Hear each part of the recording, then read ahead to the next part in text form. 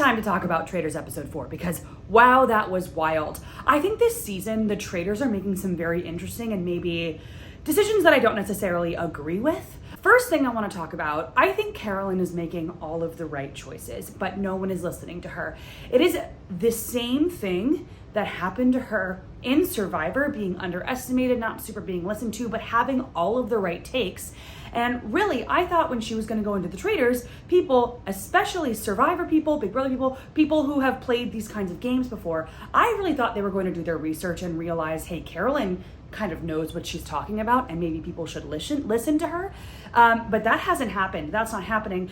And I think most of the decisions that she has made, or at least tried to get the Traitors to make, has been correct. I mean, this didn't happen in the most recent episode, in episode 4, but when Bob the Drag Queen wanted Carolyn to go into a coffin and she said, absolutely not, that's gonna put a huge target on me, she was 100% right, because look at what happened. The other people in the coffins are being targeted because of people are like, well, you know, they're probably gonna put somebody in the coffin who's a traitor to throw people off. So that's, I think, a great example of just like, she has really good takes. Another really good take was, why are we doing Jeremy? And that is one of the main points that I want to talk about, because I think murdering Jeremy, horrible mistake. If you look back in previous seasons of the Traitors, at least one Survivor player has been a traitor. In season 1, Cirie was picked,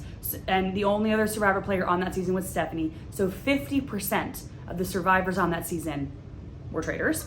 The next season, Parvati wasn't picked by Alan, but she was chosen by the 2 original traitors, Phaedra and Dan, because they thought she'd be a good game player because she has proven herself to be a good game player. And out of the 2 survivors that season, Parvati and Sandra, one of them was a traitor. 50% of the survivors are traitors. This season, we have 4 survivors, Tony, Carolyn, Jeremy, and Rob. 2 of them are traitors.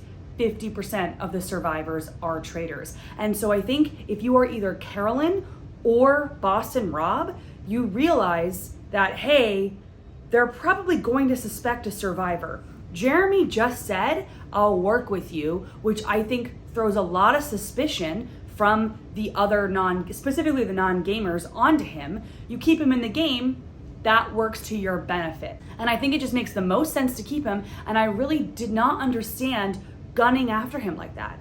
Also, you think about Danielle. Danielle wanted him out because he was throwing out her name. But then if I'm out there and I'm like, well, who was Jeremy talking about? Oh, Danielle. Maybe a traitor. So I just really think it was a decision that I wouldn't have made. So I think that was a huge mistake. I also want to talk about who they decided to put into the coffins. Well, more so who they decided to not put in the coffins. Because when 3 people enter in the game after the game has started, I, like a lot of other people, would probably think one of them is probably going to be a traitor. So if I am Boston Rob and I don't want people to think that I'm one of the 3, that's the traitor, I'm putting either Wes or Derek in those coffins. Because again, it plays to the fact of like, hey, you know, probably a traitor is in one of the coffins. And it puts a little bit more of the limelight on either Wes or Derek and not on Boston Rob. I also think that this would then go towards when Bob the Drag Queen was like, oh, it's probably gonna be one of the newbies. It would push the light off of Boston Rob and onto the person that they put into one of the coffins. And I just really feel like that would have been a better decision than just kind of random people, just randomness happening. Also, just truly a wild episode. The fact that Boston Rob, a traitor, was going after Bob the Drag Queen, also a traitor, I think maybe probably too early. I mean, we still have, we'll see about that. But the fact that he was 100% certain, 100%, oh yeah, it's definitely Bob the Drag Queen. I'm not 100% certain on things that I know are true in my day-to-day life. Like I'm like, oh, it's 99.8 or whatever. I really worry for Boston Rob's longevity in this game because of the round table. Was it great television? Yes. Did we see why Boston Rob is a great gamer?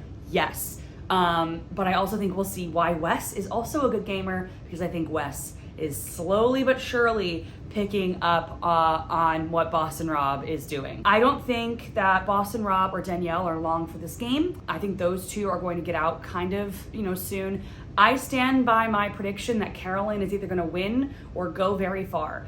She's underestimated. I think people are going to just kind of push her off to the side, not really notice her, think about her, and I think that's going to do her really a lot of good in this game. Let me know your thoughts on episode 4 over in the comments. Do you agree with what I'm saying? Do you disagree? Who would you have murdered in the 3 people in the coffin? Or who would you have put in the coffin? I would love to know, because this game is so interesting. It's so different than Survivor, the thing that I usually focus on, but it's still a lot of the same stuff. So super fun. So let me know your thoughts in the comments. Thanks for stopping by.